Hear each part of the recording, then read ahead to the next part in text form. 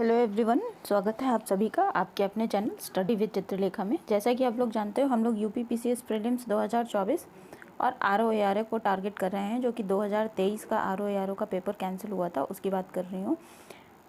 उसके लिए हम लोग जीएस के प्रैक्टिस सेट पेपर कर रहे हैं। आज हम लोग सेट नंबर 17 करने वाले हैं। इससे पहले 16 सेट पेपर हम लोग सॉल्व कर चुके हैं। अगर आप लोगों ने वो क्लासेस अभी तक नहीं देखी हैं तो उनको देख लीजिएगा जा करके, और लिंक आपको कहाँ मिलेगा? डिस्क्रिप्शन बॉक्स में मिलेगा। देख लीजिएगा टाइम निकाल के, क्योंकि आपके लिए बहुत हेल्पफुल होंगी वो क्लासेस भी। ठीक है, आज की क्लास को शुरू करने से पहले मैं आप लोगों से रिक्वेस्ट करना चाहूँगी, अगर आप लोग चैनल पर पहली बार आए हैं तो चैनल को सब्सक्राइब कर लीजिएगा और बेल आइकन प्रेस कर दीजिएगा, जिससे कि आने वाले सभी वीडियो की जानकारी आपके पास सबसे पहले पहुंच जाएगी। और अगर वीडियो पसंद आएगा तो वीडियो को लाइक ज़रूर कीजिएगा। लाइक करने में कोई कंजूसी मत कीजिएगा, और अपने दोस्तों के साथ शेयर भी कर दीजिएगा। अगर आपका कोई स्टडी ग्रुप है तो वहाँ भी वीडियो को शेयर करिएगा। तो चलिए आज की क्लास को हम लोग शुरू करते हैं। आज की क्लास में हम लोग वर्ल्ड ज्योग्राफी से जुड़े हुए क्वेश्चंस करेंगे। तो पहला क्वेश्चन देखते हैं। पहला क्वेश्चन है, पृथ्वी के उद्भव से जुड़े हुए निम्नलिखित कथनों को पढ़िए और सही विकल्प को चुनिए। तो जो पहला विकल्प है वो पूछ रहा है, आरंभ में वायुमंडल में स्वतंत्र ऑक्सीजन की मात्रा बहुत कम थी। ये बिल्कुल सही बात है। जब वायुमंडल, पृथ्वी की शुरुआत में जब वायुमंडल बन रहा था, उस समय ऑक्सीजन की मात्रा बहुत कम मात्रा में थी। तो ए सही हो जाएगा। बी क्या है, वायुमंडल में ऑक्सीजन की मात्रा पूर्ण रूप से भरने से पहले महासागर ऑक्सीजन से संतृप्त हो गए थे। ये वाला कथन भी सत्य है, क्योंकि जब वायुमंडल में ऑक्सीजन की मात्रा पूर्ण रूप से भरी, या यूँ कहें कि ऑक्सीजन भरपूर मात्रा में प्रोवाइड हुई वायुमंडल को, तो क्या हुआ कि महासागरों से ऑक्सीजन रिलीज हुई थी। ठीक है, तो दोनों ही कथन सही हो जाएंगे। तो हमारे क्वेश्चन का जो आंसर बनेगा ये ऑप्शन नंबर 1 बनेगा। ए और बी दोनों सत्य हैं। ठीक है, ऑप्शन नंबर 1 हमारे क्वेश्चन का करेक्ट आंसर है। अगला क्वेश्चन देखने से पहले इससे थोड़े जुड़े हुए फैक्ट देख लेते हैं, जिससे कि ये क्वेश्चन अच्छे से क्लियर हो जाएगा आपको। पहला चरण मौलिक वातावरण के नुकसान से चिन्हित है। दूसरे चरण में पृथ्वी के गर्म आंतरिक भाग ने वायुमंडल के विकास में योगदान दिया था। और जो अंतिम चरण था वो था प्रकाश संश्लेषण की प्रक्रिया के माध्यम से जीवित विश्व द्वारा वातावरण की संरचना को संशोधित किया गया था। ठीक है, और एक और फैक्ट यहाँ पर जुड़ा हुआ है। ये भी माना जाता है कि सौर पवनों के परिणाम स्वरूप हाइड्रोजन और हीलियम के साथ शुरुआती वातावरण को छीन लिया गया था, और पृथ्वी के ठंडा होने के दौरान आंतरिक ठोस पृथ्वी से गैसें और जलवाष्प निकले, जिसके फलस्वरूप क्या हुआ, पृथ्वी पर वातावरण का विकास शुरू हुआ। तो ये तो हो गई पृथ्वी के विकास की बात। आते हैं हम अगले क्वेश्चन पर। अगला क्वेश्चन है, निम्नलिखित कथनों ए और आर को ध्यान से पढ़िए और उपयुक्त विकल्प का चयन करिए। तो जो हमारा कथन ए है वो कह रहा है, मकर रेखा और दक्षिण ध्रुव वृत्त के बीच वाले क्षेत्र का तापमान मध्यम रहता है। ये बात बिल्कुल सही है कि देखिए, बीच में जो 0 डिग्री है, ठीक है, इसके नीचे 23.5 डिग्री ये जो है ये मकर रेखा कहलाती है, और दक्षिणी ध्रुव वृत्त ये रहा। ठीक है, तो यहाँ पर जो भी टेम्परेचर है ये मध्यम रहता है, बहुत ज़्यादा गर्मी नहीं होती है। तो ये कथन जो है हमारा सही हो जाएगा। अब कारण आर क्या कह रहा है, मकर रेखा के बाद किसी भी अक्षांश पर दोपहर का सूर्य कभी भी सिर के ऊपर नहीं होता। तो देखिए, कुछ इस तरीके से पृथ्वी होती है, और ये अपनी, इसको मैं फिर से ड्रॉ करती हूँ। ये पृथ्वी कुछ इस तरीके से होती है और अपनी धुरी पर ये 23.5 डिग्री का एंगल बनाती है। ये वाला जो एंगल है ये 23.5 डिग्री है। ठीक है, इस एंगल की बात हो रही है। तो क्या है बात है कि मकर रेखा के बाद ये जब ध्रुव की तरफ बढ़ते हैं तो सूर्य कभी भी दोपहर में सर के ऊपर नहीं चमक पाता है, क्योंकि सूर्य की किरणें सीधी यहाँ तक पहुँचती ही नहीं हैं। ठीक है, तो ये भी बिल्कुल सही बात है। लेकिन ये दोनों कथन और कारण एक दूसरे को सपोर्ट नहीं करते हैं, व्याख्या नहीं कर रहे हैं, बट दोनों सही है। तो हमारे क्वेश्चन का जो करेक्ट आंसर बनेगा वो बनेगा ए और आर दोनों सही हैं, परंतु आर ए की सही व्याख्या नहीं करता है। ऑप्शन नंबर 2 करेक्ट ऑप्शन हो जाएगा। अगला क्वेश्चन है, ये मैंने स्पष्टीकरण यहाँ पर दे दिया है। ठीक है, जो बातें मैंने आपको ऊपर बताई वो ही यहाँ पर है। आप लोग वीडियो को पॉज करके इसको रीड कर सकते हो। अगले क्वेश्चन पर आएंगे। अगला क्वेश्चन बड़ा ही इंटरेस्टिंग क्वेश्चन है। आई होप ये क्वेश्चन आप सभी को आता भी होगा। ग्लोब के विषय में कौन कौन से कथन सही हैं। तो पहला कथन जो है, ग्लोब पृथ्वी का सही मॉडल यानी कि छोटा प्रतिरूप है, ये बिल्कुल सही बात है। ग्लोब के आकार और प्रकार भिन्न भिन्न हो सकते हैं, फिजिकल हो सकता है और जिसे हम पॉलिटिकल बोलते हैं वो हो सकता है, कहीं कहीं वाइट ग्लोब्स भी देखे होंगे आपने, तो इनके आकार और प्रकार भिन्न भिन्न हो सकते हैं, ये भी सही हो जाएगा। ग्लोब पर देश, महाद्वीप और महासागर उनके सही आकार में दिखाए जाते हैं, ये भी बिल्कुल सही बात है, उनका आकार सही होता है। यह स्थिर और ना घूमने वाला है, ये तो बिल्कुल ही गलत बात है, क्योंकि आपको पता होगा कि जो ग्लोब है ये इस तरीके से कुछ ये स्टैंड पर ऐसे लगा रहता है और ये चारों तरफ रोटेट करता है, जिधर भी चाहें आप इसको घुमा सकते हैं। तो डी गलत हो जाएगा। तो हमारे क्वेश्चन का जो आंसर बनेगा ए, बी, सी और बनेंगे जो तीनों करेक्ट हैं, ठीक है, डी निकल जाएगा। तो ऑप्शन नंबर 1 हमारे क्वेश्चन का करेक्ट आंसर है। अगले क्वेश्चन पर आएंगे। अगला क्वेश्चन है ऋतुओं के कारण के बारे में दिए गए कथनों को पढ़ें और सही विकल्प का चयन करें। तो पहला जो विकल्प है, पृथ्वी के परिक्रमण तथा पृथ्वी के अक्ष के निश्चित दिशा में झुके होने के कारण ऋतु परिवर्तन होता है, ये बिल्कुल सही बात है। जो पृथ्वी है ये इस तरीके से अपने अक्ष पर 23.5 डिग्री झुकी हुई है, ठीक है, ये रेखा इस बिल्कुल ऐसे होती है और ये वाले एंगल की बात हम कर रहे होते हैं, ऐसे कोई स्पर्श रेखा ड्रॉ करते हैं तो 23.5 डिग्री ये वाला एंगल होता है, ठीक है। ये सूरज के चारों ओर पृथ्वी जो है रिवॉल्व कर रही होती है, इसे ही क्या कहते हैं, परिक्रमण कहा जाता है। पृथ्वी जो घूमती है सूर्य की कक्षा में, इसको परिक्रमण कहा जाता है। और अपनी दूरी पर भी घूमती है, इसको घूर्णन कहा जाता है, ठीक है। घूर्णन के कारण दिन और रात होते हैं, जबकि परिक्रमण के कारण सूरज के चारों ओर जो रिवॉल्विंग होती है और अपने अक्ष पर भी घूमती है, इसी के कारण ऋतु परिवर्तन होता है, ठीक है। तो पहला कथन जो है ये सही हो जाएगा। बी क्या कह रहा है, ऋतुओं में परिवर्तन सूर्य के चारों ओर पृथ्वी की स्थिति में परिवर्तन के कारण होता है, ये भी सही बात है। सी पॉइंट क्या कह रहा है, पृथ्वी के घूर्णन के कारण ऋतुओं में परिवर्तन होता है, ये गलत बात है। अभी जैसा कि मैंने आपको बताया, घूर्णन के कारण दिन और रात होते हैं, ठीक है। तो ऑप्शन नंबर ए और बी जिसमें दे रखा है केवल ए और B, option number 2 correct answer हो जाएगा हमारे क्वेश्चन का। अगला क्वेश्चन है, इनमें से क्या दिन एवं रात तथा ऋतुओं में परिवर्तन का संभावित कारण हो सकता है। तो हमने अभी ऊपर आप पढ़ा कि पृथ्वी जो घूम रही है अपने अक्ष पर, इसको घूर्णन कहते हैं, ठीक है। इसके कारण क्या होता है, दिन और रात की प्रक्रिया होती है, और जो पृथ्वी चक्कर लगा रही है सूर्य की कक्षा में, दीर्घ वृत्ताकार कक्षा में, इसे क्या कहते हैं, परिक्रमण या परिभ्रमण कहते हैं, ठीक है। इसके कारण ऋतु परिवर्तन होता है। तो हमारे क्वेश्चन का जो आंसर बनेगा ये बनेगा ऑप्शन नंबर 1 क्रमशः पृथ्वी के घूर्णन एवं परिक्रमण। आएंगे हम अगले क्वेश्चन पर, निम्नलिखित में से कौन समय की प्राकृतिक इकाई नहीं है। तो देखिए प्राकृतिक इकाई की बात कर रहे हैं, उष्णकटिबंधीय वर्ष ये प्राकृतिक इकाई है। चंद्रमास जिसे कि लूनर मंथ भी कहा जाता है, ठीक है, ये भी एक प्राकृतिक इकाई है। दिन तो प्राकृतिक इकाई है, दिन और रात ये तो हमने अपनी अलग तरफ से, किसी भी मानव का इसमें कोई इंटरफेयर नहीं होता है, ये बनाया गया प्रकृति के द्वारा ही। लेकिन मानक समय जो है ये प्राकृतिक इकाई नहीं है। तो हमारे क्वेश्चन का जो आंसर बनेगा मानक समय, ठीक है, प्राकृतिक इकाई नहीं है। मानक समय क्या होता है, किसी भी देश के द्वारा निर्धारित किया जाता है वहाँ के कानूनों के अनुसार। इस पे हम आगे थोड़ी चर्चा कर लेते हैं। उष्णकटिबंधीय वर्ष क्या होता है, 365 दिन 5 घंटे और 48 मिनट और उसके अलावा 45.216 सेकेंड मिलाकर के एक उष्णकटिबंधीय वर्ष बनता है, ठीक है।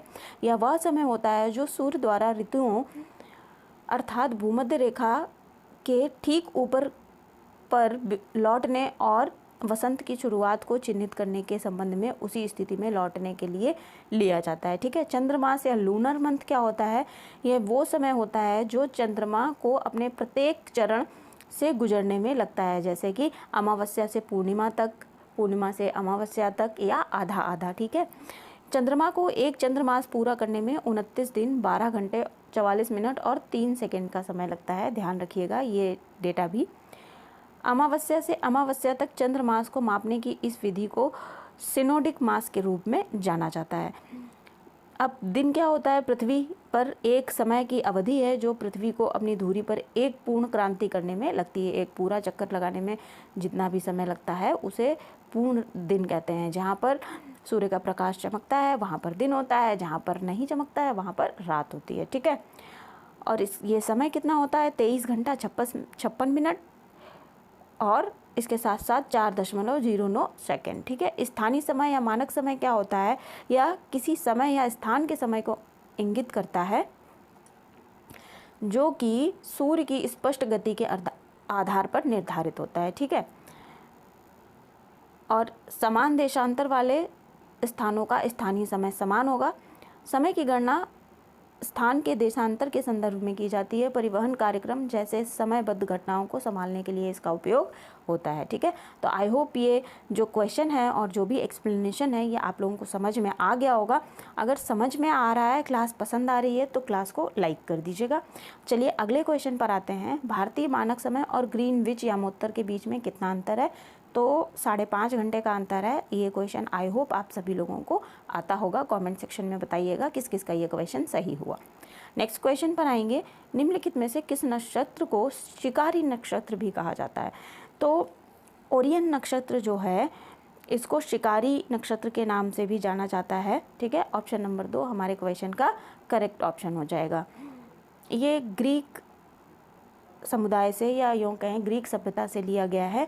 वहाँ पर इस नक्षत्र को शिकारी नक्षत्र भी कहा जाता है, या फिर यूँ कहें कि इस नाम को शिकारी के नाम से भी जाना जाता है, ओरियन। तो ओरियन हो जाएगा आपका शिकारी नक्षत्र। नेक्स्ट क्वेश्चन पर आएंगे। सौर मंडल के संदर्भ में निम्नलिखित में से कौन सा कथन सही है? तो देखिए, सौर मंडल के संदर्भ में हम चारों कथन पहले पढ़ लेते हैं और फिर देखेंगे कि कौन सा कथन सही है।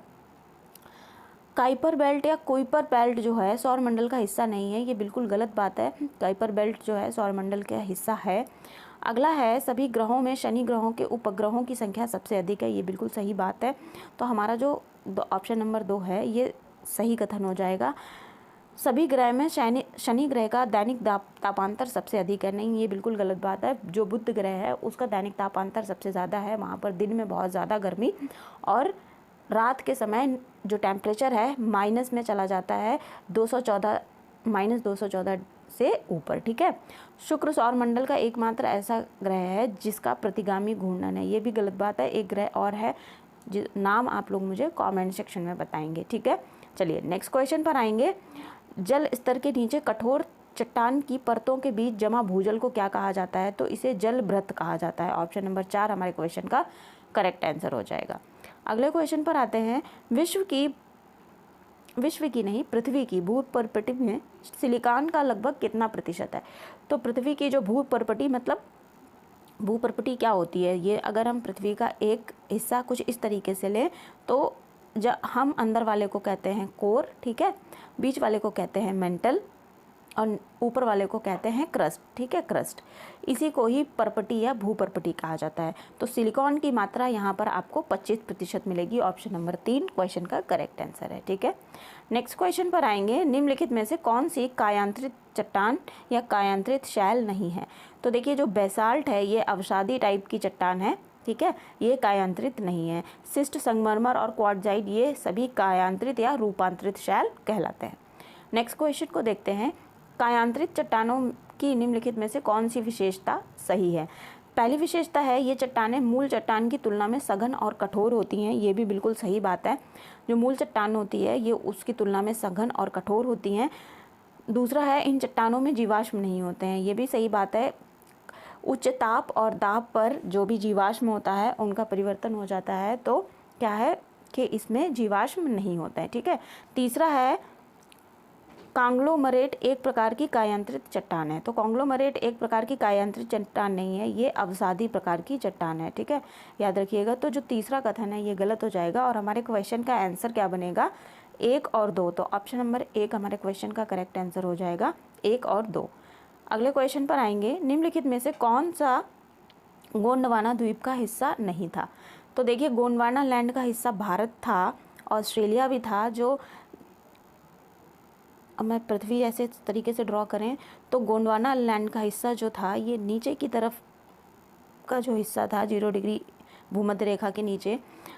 ठीक है, ये गोंडवाना लैंड का हिस्सा हुआ करता था कुछ इस तरीके से, तो जिसमें कि आपका आता था ऑस्ट्रेलिया, दक्षिण अमेरिका, भारत और अफ्रीका का भी नीचे वाला हिस्सा। लेकिन जो उत्तरी अमेरिका है ये गोंडवाना लैंड का हिस्सा नहीं है। तो ऑप्शन नंबर 4 हमारे क्वेश्चन का करेक्ट आंसर हो जाएगा। ठीक है, अगले क्वेश्चन पर आते हैं। भूकंप की प्राथमिक तरंगों के बारे में निम्नलिखित में से कौन सा कथन सही नहीं है? तो जो प्राथमिक तरंगें होती हैं इन्हें हम पी तरंगें या प्राइमरी वेव्स भी कहते हैं। इसके बारे में जो कथन सही नहीं है उसको देखते हैं। ये ध्वनि तरंगों के समान होती हैं, बिल्कुल सही बात है, ध्वनि तरंगों के समान होती हैं। ये गैसीय, तरल और ठोस प्रकार के तीनों माध्यम से यात्रा कर सकती हैं, ये भी सही बात है। ये तेज़ी से आगे बढ़ती हैं और सतह पर सबसे पहले पहुंचती हैं। ये तेज़ी से आगे बढ़ती हैं और सतह पर सबसे पहले पहुंचती हैं, इसीलिए इनका नाम प्राइमरी वेव्स पड़ा है। ठीक है, प्राइमरी वेव्स पड़ा है। और ये ठोस, द्रव और गैस तीनों से निकल सकती हैं। लेकिन कथन जो 2 है, ये केवल ठोस पदार्थों के माध्यम से यात्रा करती हैं, ये गलत है। तो प्राइमरी वेव्स के या प्राथमिक तरंगों के संदर्भ में जो कथन सही नहीं है वो है ऑप्शन नंबर 2। अगले क्वेश्चन को देखते हैं।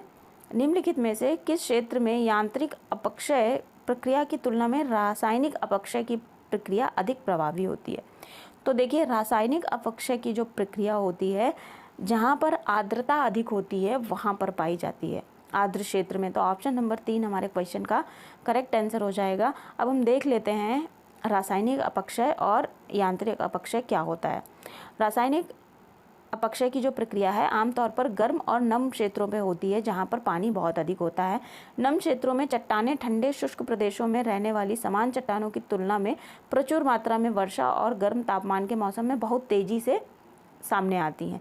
रासायनिक अपक्षय चट्टानों और मिट्टी की आणविक संरचना में परिवर्तन कर देता है। ठीक है, जब कोई भी चट्टान गर्मी में बहुत ज़्यादा गर्म हो जाएगी और बारिश में वहाँ पर बहुत ज़्यादा बारिश पड़ेगी और सर्दी में वो बहुत ज़्यादा ठंडी हो जाएगी, तो जो उसका आणविक संरचना है उसमें बदलाव आएगा। ठीक है, यह वर्षा के पानी के चट्टानों के खनिज के साथ प्रक्रिया करने के लिए नए खनिजों और घुलनशील लवणों का निर्माण के कारण होता है। इन रासायनिक प्रक्रियाओं को पानी की आवश्यकता होती है और उच्च तापमान की आवश्यकता होती है, इसीलिए गर्म और आर्द्र जलवायु रासायनिक अपक्षय के लिए सबसे अच्छी होती है। ठीक है, जो वर्षा का पानी होता है वहाँ पर कार्बोनिक एसिड होता है, तो जब कार्बोनिक एसिड के संपर्क में चट्टानें इस प्रकार की आती हैं तो उनमें रासायनिक अपक्षय होता है। ठीक है, अब रासायनिक अपक्षय के कुछ प्रकार देख लीजिए। हाइड्रोलिसिस, ऑक्सीकरण, हाइड्रेशन कुछ रासायनिक अपक्षय के प्रकार हैं। ठीक है, अपक्षय पृथ्वी की सतह के चट्टानों और खनिजों को टूटने को कहते हैं। ठीक है, अगर अपक्षय आपसे पूछा जाए तो अपक्षय की ये परिभाषा आपको पता होनी चाहिए। कारण क्या होते हैं? जल के बहाव के कारण भी अपक्षय होता है, बर्फ के कारण, लवण के कारण, पशुओं के कारण। पशु होते हैं तो क्या करते हैं कि पशु कहीं किसी जगह पे मूव कर रहे होते हैं, एक साथ बड़ा झुंड का झुंड गया तो जो अपक्षय है, जो चट्टान है वो टूटती है। ठीक है, तापमान की भिन्नता के कारण। तो ये तो हो गए सारे कारण अपक्षय के। ठीक है, नेक्स्ट क्वेश्चन पर आएंगे। अगला क्वेश्चन क्या है? निम्नलिखित में से कौन सा एक प्रकार का अपभ्रंश स्थलाकृति नहीं है?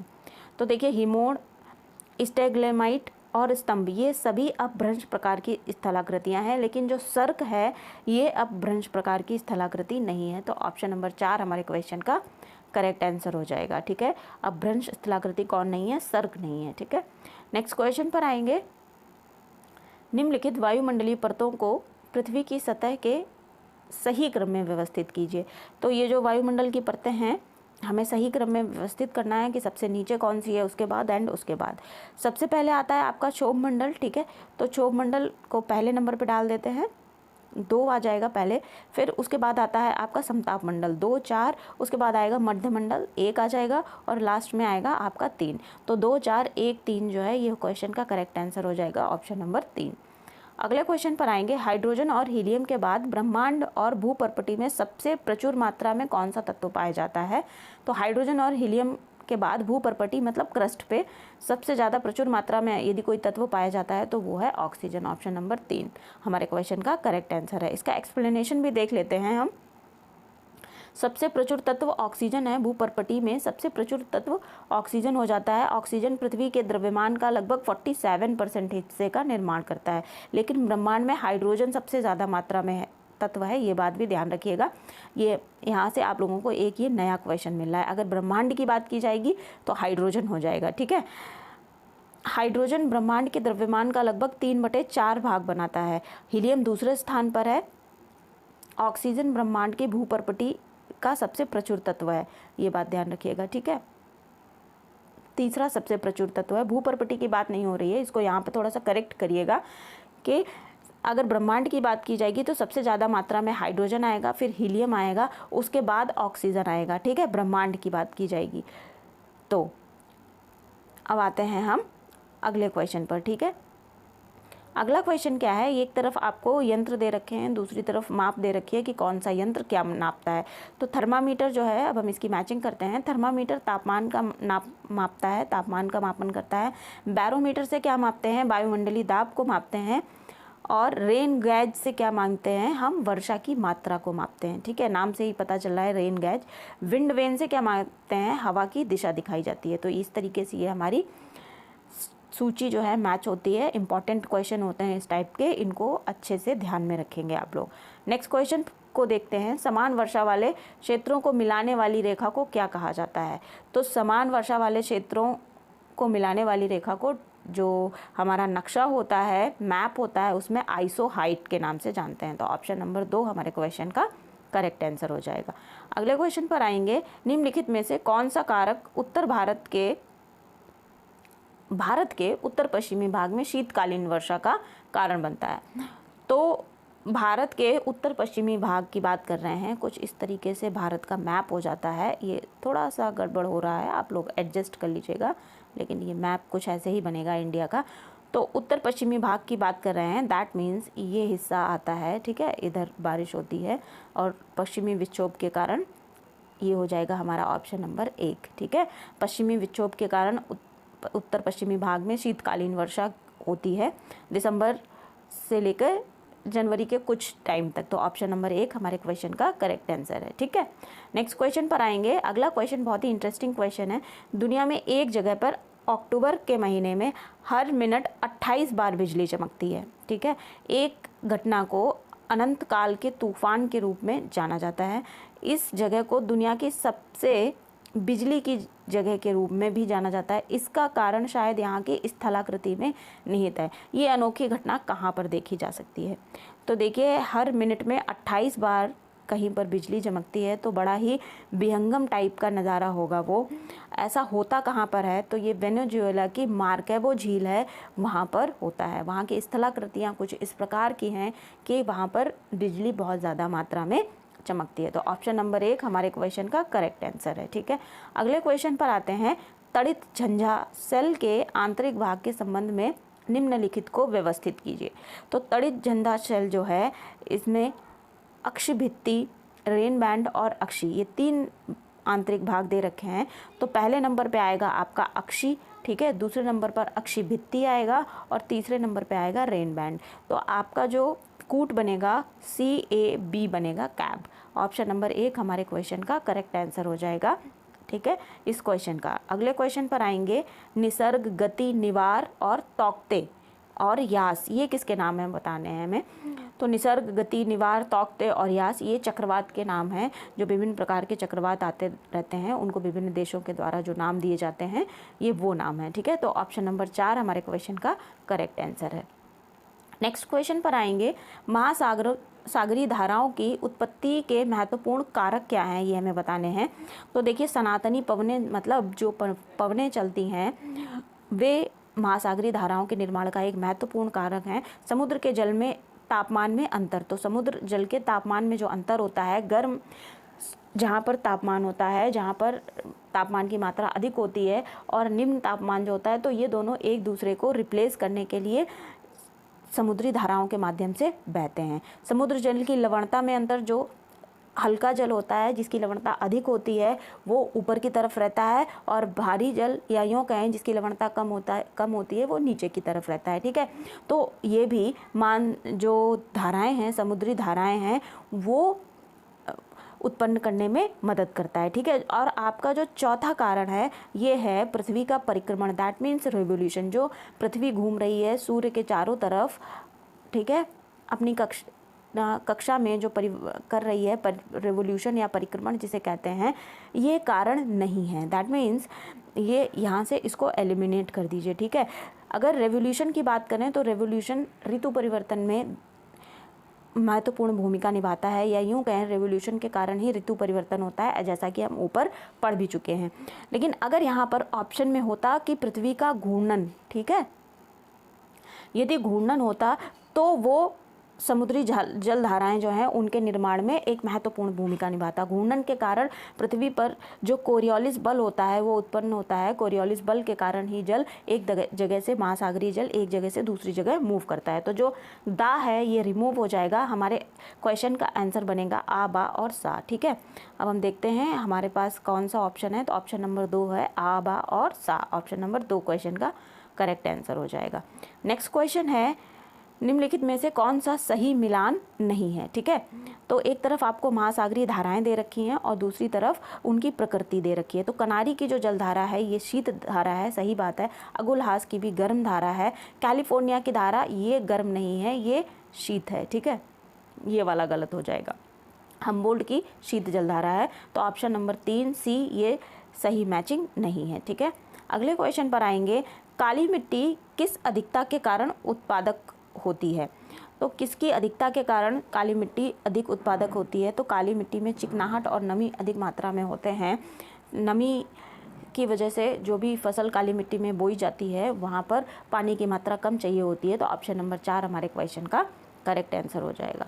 अगला क्वेश्चन है निम्न में से गलत युग्म का चयन कीजिए। तो देखिए काली मिट्टी में कपास की खेती होती है, बिल्कुल सही बात है।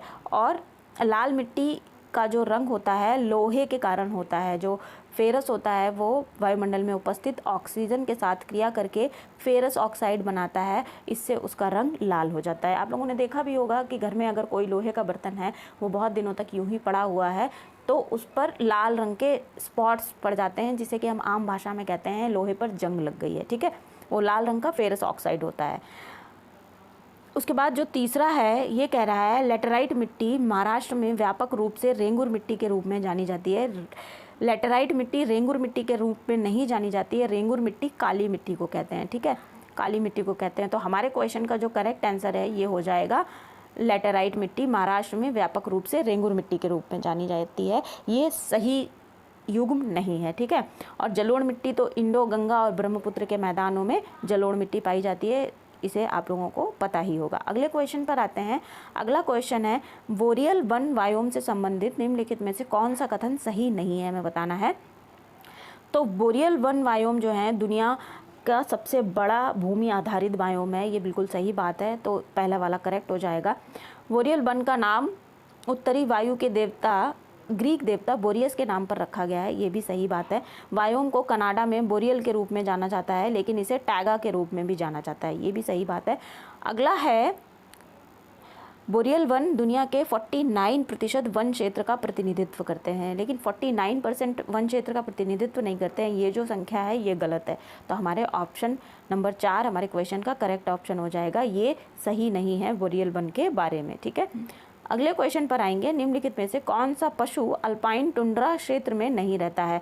तो अल्पाइन टुंड्रा क्षेत्र में नहीं रहता है अजगर, ये ज़्यादातर आर्द्र भूमि के क्षेत्र में रहता है, या फिर यूँ कहें कि टुंड्रा क्षेत्र में नहीं रहता है। उसके अलावा जो ठंडी जगह होती हैं वहाँ छोड़कर ऑलमोस्ट हर जगह पाया जाएगा। ठीक है, तो ऑप्शन नंबर 4 हमारे क्वेश्चन का करेक्ट आंसर हो जाएगा।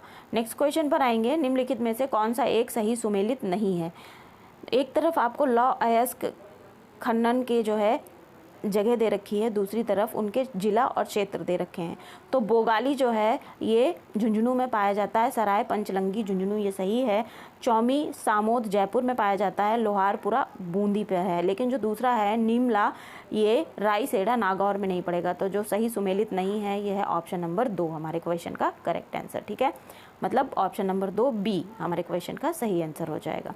आते हैं हम अगले क्वेश्चन पर। निम्नलिखित में से विश्व में मछली का सबसे बड़ा उत्पादक देश कौन सा है? तो ये हो जाएगा चीन। चाइना विश्व में सबसे ज़्यादा मछली उत्पादन कौन करता है? चाइना करता है।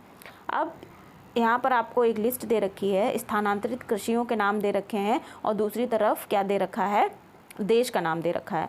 हमें बताना है कि जो नाम है स्थानांतरित कृषियों के कौन से देश में किस नाम से सही पुकारे जाते हैं। ठीक है, तो लदांग, यहाँ पे लडांग लिखा है, कहीं कहीं आपको लदांग भी लिखा मिलेगा। लदांग झूम टाइप की खेती होती है, एक तरीके की स्थानांतरित कृषि होती है, ये मलेशिया में की जाती है, ये सही है। वात्रा वियतनाम में नहीं होता है, ठीक है, ये जावा इंडोनेशिया में होता है, तो दूसरा वाला गलत हो जाएगा। कोनकू वेनेजुएला में होती है, ये स्थानांतरित टाइप की कृषि है, तो पहला और तीसरा सही हो जाएगा, दूसरा गलत हो जाएगा। तो हमारे क्वेश्चन का जो आंसर बनेगा वो बनेगा ऑप्शन नंबर 4, 1 और 3। ठीक है, नेक्स्ट क्वेश्चन पर आएंगे। कोल खोज एक सामूहिक कृषि मॉडल है जिसे किस देश में पेश किया गया, हमको बताना है। तो कोल खोज जो सामूहिक कृषि मॉडल है रूस में पेश किया गया था। ऑप्शन नंबर 4 हमारे क्वेश्चन का करेक्ट आंसर हो जाएगा। अगला क्वेश्चन है, कुटीर उद्योग वे उद्योग होते हैं जो परिवार के सदस्यों की सहायता से चलाए जाते हैं। बिल्कुल सही बात है, कुटीर उद्योगों में परिवार के जो भी सदस्य होते हैं वे आपस में सहयोग करके अपने जो भी वस्तुओं का निर्माण करना होता है करते हैं, जैसे टोकरी उद्योग, चटाई उद्योग, माचिस उद्योग। ठीक है, ये सारे कुटीर उद्योग होते हैं। पूंजी निवेश केवल नाम मात्र का होता है, नाम मात्र का पैसा उसमें लगता है, कोई मशीनरी नहीं होती है कुटीर उद्योग में। तो पहला वाला भी करेक्ट हो जाएगा, दूसरा वाला भी करेक्ट हो जाएगा। आमतौर पर उत्पादन हाथ से किया जाता है, चूंकि मशीनरी का उपयोग नहीं होता है इसलिए हाथ से उत्पादन किया जाता है। तो उपरोक्त सभी हमारे क्वेश्चन का करेक्ट आंसर हो जाएगा। ये चारों विशेषताएं, तीनों विशेषताएं कुटीर उद्योगों की हैं। अगले क्वेश्चन को देखिए, निम्नलिखित में से किस दोआब में प्रमुख चीनी उत्पादक केंद्र हैं। तो गंगा यमुना का जो दोआब क्षेत्र है, उत्तर प्रदेश जो है, चीनी उत्पादन का एक बहुत बड़ा केंद्र है। तो ऑप्शन नंबर 2 हमारे क्वेश्चन का करेक्ट आंसर हो जाएगा। ठीक है, अगले क्वेश्चन पर आते हैं। भारतीय रेलवे का हीरा चतुर्भुज परियोजना का लक्ष्य निम्नलिखित में से किन शहरों को जोड़ना है। तो देखिए आपको दे रखे हैं यहाँ पर 4 ऑप्शन और इनमें से हमें चूज़ करना है। जो हीरा चतुर्भुज परियोजना है इंडियन रेलवे के द्वारा लॉन्च की गई है, उनमें से किस किस शहर को जोड़ा जाएगा।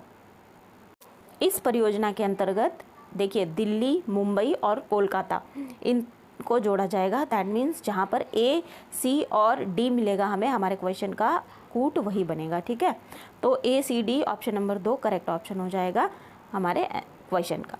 नेक्स्ट क्वेश्चन पर आते हैं। बुलेट रेल परियोजना के बारे में निम्नलिखित कथनों पर विचार कीजिए।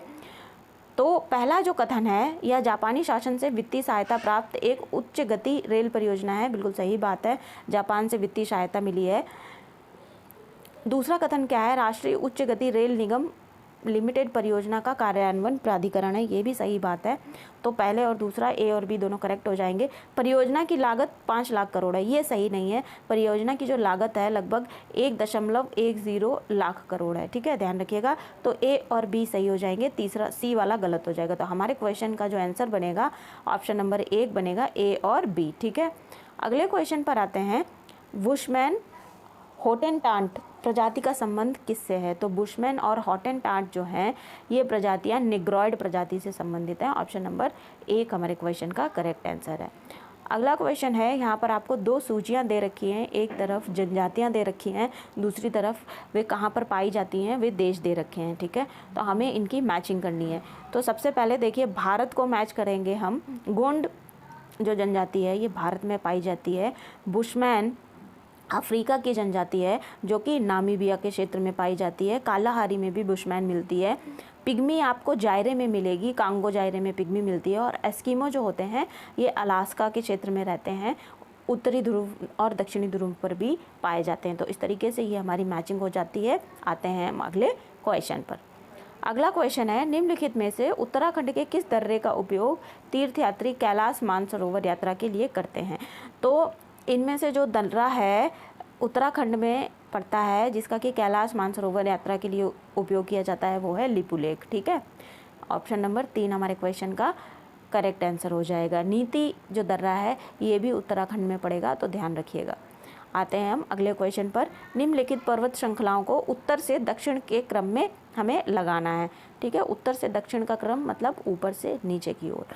तो सबसे पहले जो पर्वत श्रेणी पड़ती है या पर्वत श्रृंखला पड़ती है वो है कराकोरम। सबसे उत्तर में आएगा आपका कराकोरम। तो जो तीसरा है वो पहले नंबर पे आ जाएगा। फिर उसके बाद आता है कराकोरम, उसके बाद लद्दाख, तो मैं इसको 4 नंबर दे देती हूँ दूसरे नंबर पर। फिर आता है आपका जास्कर और सबसे लास्ट में जो है वो है पीर पंजाल। तो जो हमारा कूट बनेगा वो बनेगा 3 4 1 2, ठीक है। कराकोरम, लद्दाख, जास्कर और पीर पंजाल, ये है दक्षिण उत्तर से दक्षिण का क्रम, ठीक है। सबसे पहले अगर हम ड्रॉ करें हिमालय के क्षेत्र को, कुछ इस तरीके से ये ड्रॉ होगा। देखिए सबसे पहले आपका आएगा कराकोरम कुछ इस तरह से, फिर उसके बाद आपका लद्दाख आता है, फिर ये जास्कर श्रेणी पड़ती है और ये यहाँ पर पीर पंजाल श्रेणी पड़ती है। तो ऑप्शन नंबर 1 हमारे क्वेश्चन का करेक्ट आंसर हो जाएगा। अगला क्वेश्चन है, भारत के निम्नलिखित में से कौन सा पड़ोसी देश अधिकतम भारतीय राज्यों के साथ सीमा साझा करता है। तो भारत का जो पड़ोसी देश है जो अधिकतम राज्यों के साथ सीमा साझा करता है वो है नेपाल, ठीक है। ऑप्शन नंबर 3 करेक्ट ऑप्शन हो जाएगा। अब ये जो भी देश यहाँ पे दे रखे हैं हम उनकी देख लेते हैं सीमाएं कौन कौन से राज्यों के साथ मिलती हैं। तो नेपाल 5 राज्यों के साथ सीमा साझा करता है। पहला हो जाएगा उत्तराखंड, उत्तर प्रदेश, बिहार, पश्चिम बंगाल और सिक्किम, ठीक है। भारत के साथ नेपाल की स्थलीय सीमा जो है ये 1792 किलोमीटर की है, एक लंबी स्थलीय सीमा है, इसको भी ध्यान रखना। चीन के साथ भारत के 4 राज्य अपनी सीमा साझा करते हैं। हिमाचल प्रदेश से सीमा मिलती है, उत्तराखंड, सिक्किम और अरुणाचल प्रदेश। अरुणाचल प्रदेश में सबसे लंबी सीमा है, ठीक है। उसके बाद आता है पाकिस्तान। तो पाकिस्तान के साथ 3 राज्य अपनी सीमा साझा करेंगे।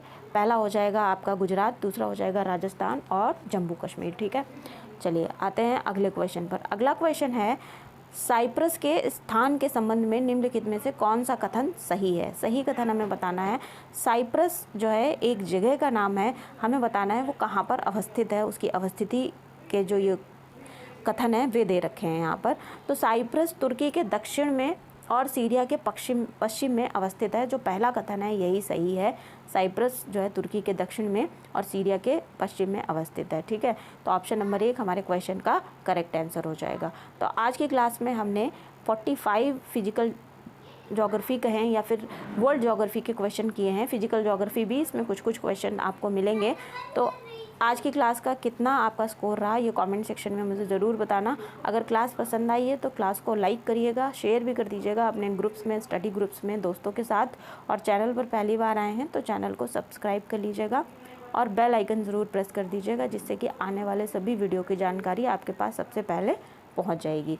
तब तक के लिए पढ़ते रहिए, मिलते हैं अगली क्लास में। Thank you.